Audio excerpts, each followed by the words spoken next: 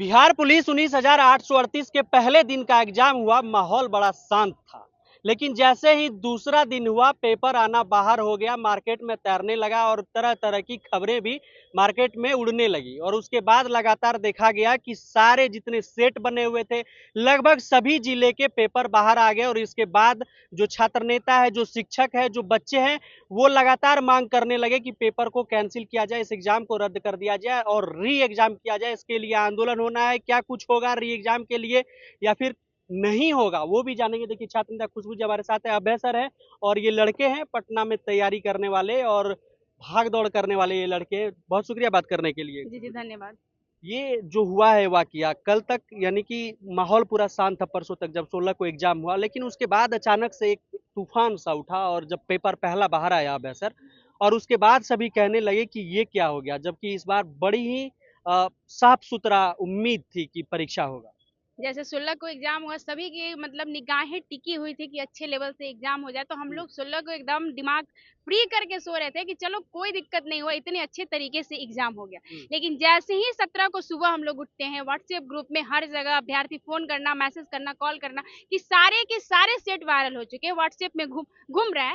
एक बात बताइए आप कि जब क्वेश्चन बुकलेट हमें लाने के लिए नहीं मिलता है, तो वो भाई फोटो कैसे कोई क्लिक कर लेता है? और फोन ले जाना सख्त मना है। आप जब सेंटर पर जाते हो तो आपको 2 घंटा 2.5 घंटा पहले एंट्री देना रहता है, और एंट्री से पहले आपका मोबाइल बैग जो भी वहां लेकर जाते हैं सब कुछ जमा हो जाता है। तो आखिर अभ्यर्थी हो या चाहे कोई भी हो, वहां से फोटो क्लिक कैसे हुआ?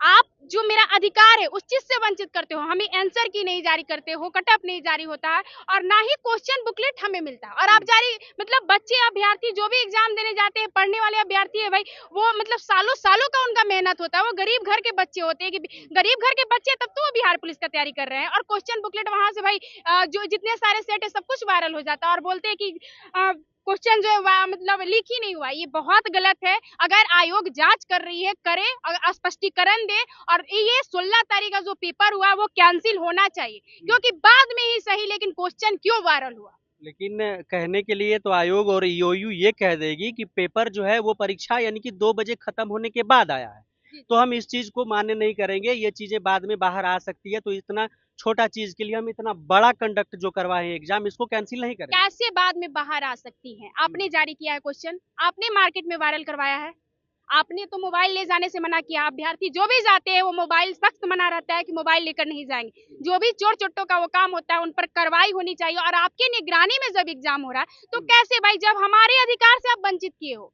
हमारा अधिकार है क्वेश्चन पेपर, हमें जानने का अधिकार है कि मैंने कितना किया है, क्या किया, उन चीज से आप वंचित कर रहे हो। और बाद में जब 2 घंटा बाद हो चाहे 4 दिन बाद हो, कैसे वायरल हुआ जब हमें मिलता ही नहीं है? तो क्योंकि देखिए, अगर अभ्यर्थी आते हैं एग्जाम देकर तो अपने टीचर को बताते हैं, वो भी जो माइंड में याद रहता है वो बताते हैं। यहाँ क्वेश्चन पेपर ही वायरल है, कैसे?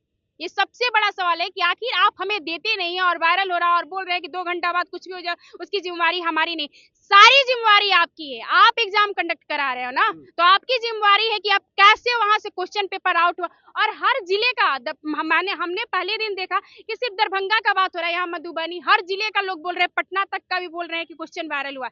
ये बहुत गलत है, बहुत ज्यादा गलत है, क्योंकि ये गरीब घर के अभ्यर्थी है, खून पसीना मतलब बहा बहा कर पटना में इतने छोटे छोटे कमरे में रहकर पढ़ाई करते हैं, और जब एग्जाम देकर आते हैं तो क्वेश्चन वायरल हो जाता है। यहाँ पर तो चोर चोट्टों को मतलब बहकावा मिल रहा है ना। लगभग सारे क्वेश्चन बाहर आए हैं अभय।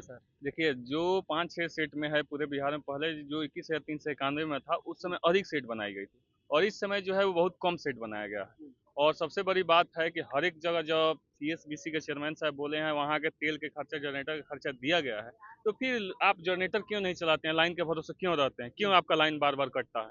कहीं ना कहीं ये भी संज्ञान में लेने वाली बात है।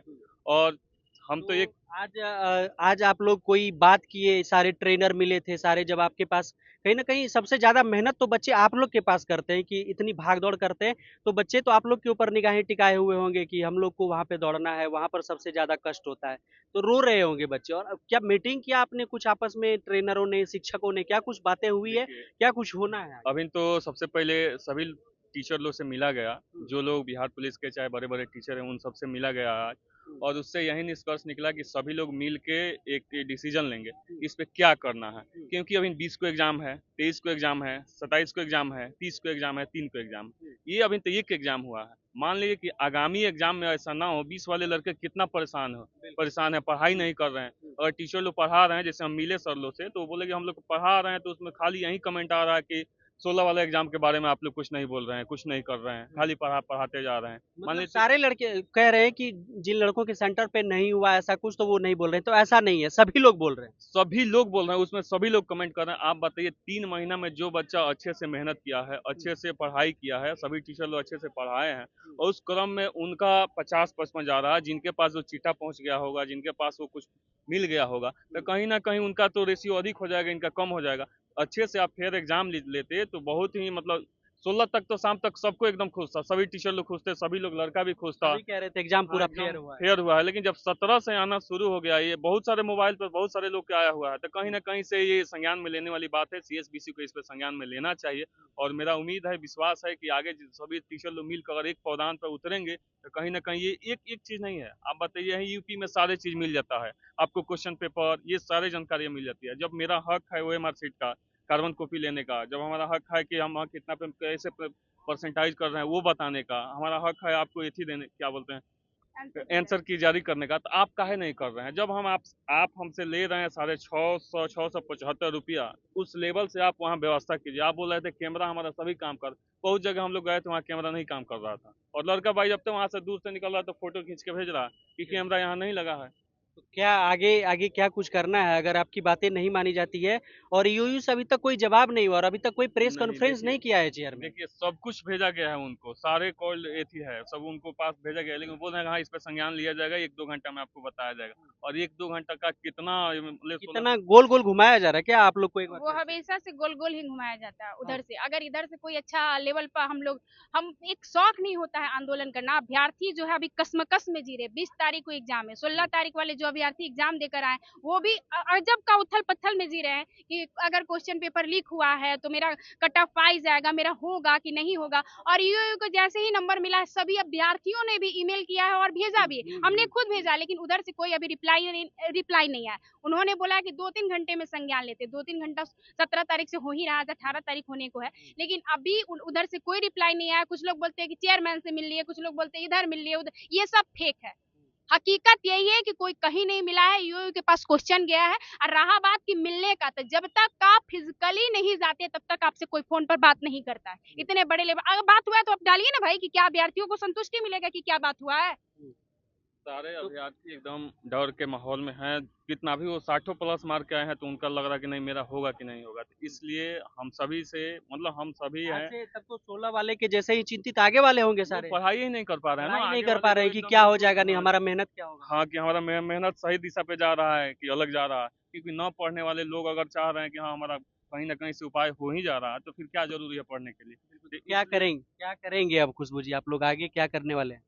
आज तक हम लोग जो भी मीटिंग वगैरह हो रहा है वो लोग देख ले रहे हैं क्या फाइनली डिसीजन निकलता है, लेकिन आंदोलन तो होगा। छोड़ेंगे नहीं? बिल्कुल नहीं छोड़ेंगे। अभी हमारा आंसर की कट ऑफ होमेआर कार्बन कॉपी और क्वेश्चन बुकलेट भाई हमें मिलता नहीं और मार्केट में घूमते रहता है।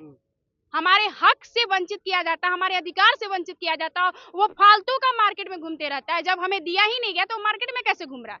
आंदोलन तो होगा, ये तय है कि आंदोलन होगा, लेकिन आयोग सीएसबीसी के चेयरमैन इस पर संज्ञान लिया जाए ये क्लियर नहीं है, लेकिन आंदोलन तय है कि होगा।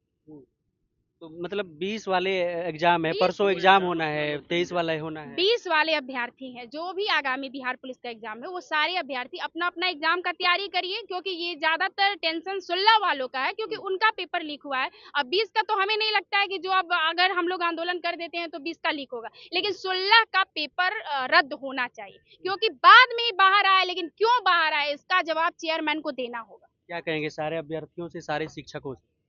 सारे अभ्यर्थियों से यही कहेंगे कि जो आगामी आपकी तैयारियां हैं वो करते रहिए और एग्जाम देने अच्छे से जाइए। दूसरी बात, शिक्षकों से कहेंगे कि आप लोग अभ्यर्थियों के बल पर ही जीते हैं और बैच बेचते हैं, तो जब अभ्यर्थी की जरूरत हुई तो एक साथ एक मंच पर आइए और सपोर्ट करिए। दोहरा चरित्र का जो दिखावा है वो ना किया करिए।